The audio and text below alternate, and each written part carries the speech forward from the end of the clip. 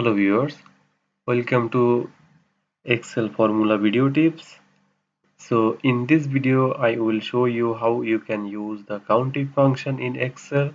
So here you can see here is a list of fruits available. So if you want to know how many times the apple or banana exist in this list, so you have to count all the items here. So it will be difficult if the list is so long.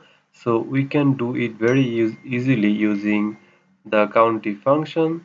So here in formula bar, now I will write the COUNTIF function. So for equation I have to start with the equal symbol, and then I write the function name here, COUNTIF. So here you can see the COUNTIFs. So in COUNTIF function there are two parameters. One is range and another one is criterion.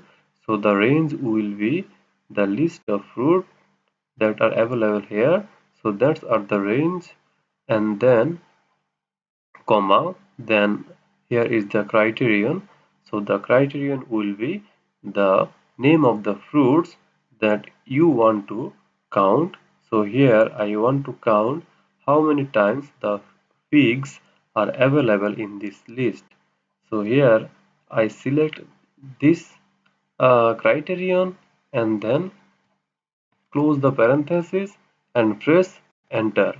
So you can see the figs are one times in this list. So if I want to find out the banana, so you can see the banana is available three times, one, two, three. So if you want to extend this list, suppose I paste it here, so you have to change in formula bar in the range from A14 until 39. So here you have to change the range here 39.